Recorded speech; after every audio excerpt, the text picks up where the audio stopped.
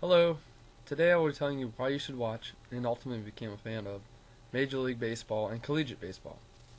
I think Babe Ruth said it best when he said, "Baseball was, is, and always will be, to me, the best game in the world." Babe Ruth was, of course, the greatest baseball player to ever walk the face of the earth. If you're an American, you have to know Babe Ruth.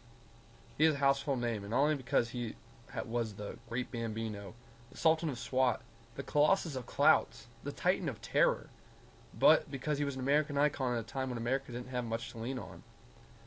Even the great Hank Aaron had to say this about the Babe: "I don't recall a day this year or last when I did not hear the name of Babe Ruth." That is when baseball was the savior of this country, and ever since it has been America's pastime. But baseball is such a pure and beautiful game that any person can fall in love with, even if you're not a sports fan, let alone just not a baseball fan. The thrill of going to the park, new or old, and seeing the greenest grass in the world, watching a sport unlike any other where magic happens, and being able to watch the great moments that will go down in sports history for years to come are just some reasons why becoming a baseball fan is not only a good choice, but it's the choice. Like any other sport, to fall in love with it, you first have to understand how the game is played. For me to explain it, there are two teams of 9 players, including a pitcher, a catcher, and 7 other position players. There are backups on the team, but we'll focus on the core 9 for now. The game is segmented into 9 innings, including 6 outs in an inning. Each team gets an at-bat each inning, where they get 3 outs to score as many runs as possible. The away team or visitors bat first each inning. They get a chance to send one player up at a time to face the opposing pitcher. The batter gets 3 strikes, or balls that are either thrown over home plate and past the batter, or the batter hits into foul territory, which is called a strikeout, or for balls that are thrown outside of the home plate area, in which he gets to go to first. That is called a walk.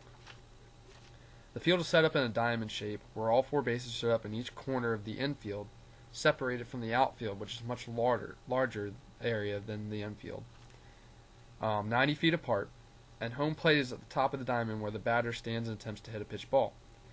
Teams try to get runners on base and advance them through the series of hits, or errors on the defensive part, to make it all the way home, which they are recorded as runs. If you hit the ball out of the playing field in fair territory or in between the foul poles, it is a home run, and the batter gets to go all around 4 bases and score an automatic run, and whomever is on base, they also get to score. On defense, position players attempt to catch the ball in the air, or field balls on the ground and throw them to appropriate bases before the batter or runner reaches them, or by tagging them with the ball. The team with the most runs at the end of 9 innings wins the game. A fairly complicated game, but a fun game once you've watched a few games and gotten the hang of it. Very much worth getting into. The ballpark and the beginning of baseball. Since the origins of town ball, baseball has originated into sport that it is today. Town ball slowly evolved into the game of baseball as we know it. It is also a direct descendant of the British game rounders, which is a descendant of the English cricket. During the early 1800s, the game of town ball was played everywhere in America. Town ball was started in the schoolyard game for children that eventually grew into sports for adults as well. The rules of town ball were made up of the locals of each town and varied widely from location to another. In formal town ball play, wooden pegs were used for bases. In informal play, rocks or anything that was available were used for bases. So you can see how far we've come is using white bases that are specifically made for baseball from rocks as they were once used for. In 1845, Alexander Cartwright, a New York bank teller and firefighter, organized a baseball club called the Knickerbockers. He established for the first time the rules of baseball. The game he established was broadly based upon town ball. His modifications were the distances between the bases were equal now, 3 strikes and the batter is out, 3 outs to an inning, the addition of an umpire, which is like a referee, and the creation of fair and foul territory. Ever since the first organized game, stadiums and great players have come into the baseball's decorated past, and these fields and players are what make going out to a baseball game so special to everyone. Let's look at fields. Chicago's Wrigley Field, Boston's Fenway Park with the towering green monster in left field, New York Stadium that George Steinbrenner built, which is the field that replaced the one that they called the House of Ruth back in 1923. Minnesota's Target Field with the plants on the edge of the wall, and the new Miami Field with the fish tanks inside the walls. It's gotten wild. The best thing, though, is walking to a ballpark, going through the ticket takers, with the smell of fresh hot dogs and cheeseburgers, walking through the opening from the tunnel of the baseball field, where the entire stadium opens up, seeing the greenest grass you'll ever see, a dirt-filled diamond at the top, with snow-white bases at each corner of it, thousands of seats being filled by season ticket holders, and little kids attending the first game with their families, grabbing a thing of popcorn and a cold beer, sitting down low in your seat, getting ready for the game, waiting for the first pitch to be thrown, singing "Take Me Out to the Ball Game," and being part of the magic that is the great sport of baseball with thousands of other people. It's a sport like any other. The magic of baseball is just one thing that separates baseball from any other sport in the world. Watching a home run hit 314 plus feet and into the stands for some lucky fan to take home for a lifetime of storytelling and memories. Seeing the shortstop and second baseman turn a double play to the end of the inning. Getting to the bottom of the ninth inning, 2 outs, a full count of 2 strikes and 3 balls, and your favorite hitter coming up to the plate. Watching a walk-off home run, game winner, and hit into the stands as the crowd erupts into pure mayhem from enjoyment. Not many sports can say they have a portion of these things. I myself has gotten to experience the magic. The first ever professional game I attended, I got to see my favorite team, the Minnesota Twins, play against our arch rivals, the Chicago White Sox. And it was the bottom of the ninth, 2 outs, 1 ball and 2 strike counts, so 1 strike away from losing the game. Jim Thome comes up with a runner on first and belts one outside of the right field wall, outside of the park.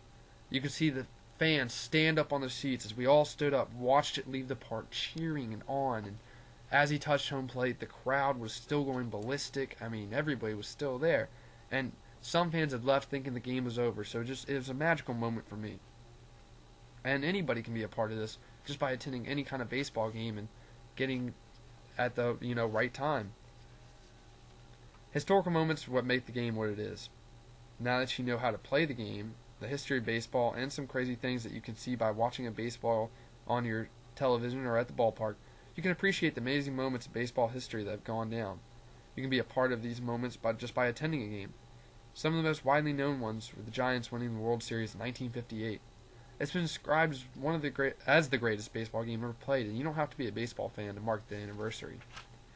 It was the first nationally televised sporting event. The two teams, longtime New York rivals, the Giants and Dodgers, big shots from the movies, TV, and the underworld were there.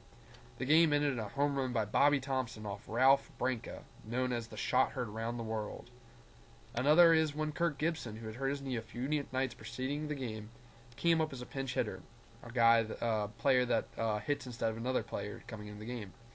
It was the bottom of the ninth inning when the Dodgers played the Athletics in Game 7 out of the best-of-7 series. There were 2 outs, and Gibson cranked it back and blasted a bombing shot off Dennis Eckerson, the pitcher. He started running to first, and the ball disappeared in the stands as a walk-off home run. And as he ran at first, he pumped his fist in excitement and his trademark as being the Kirk Gibson.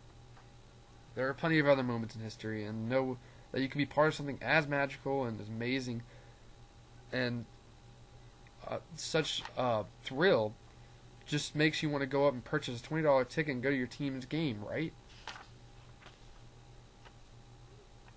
Honestly, all sports have their perks and individualistic parts, but baseball at both collegiate and professional levels has this kind of special magic to it that brings out the childhood glimmer in all of us. It shines through youth when the young boy or girl catches their first fly ball, and they raise up their hands and the crowd applauds them. I've told you why you should become a fan of just not sports, but baseball, and I hope you've taken away how amazing it is to go to the ballpark, experience the uniqueness of the sport, and appreciate the greats that have brought this great sport to the level that it is today. Thank you.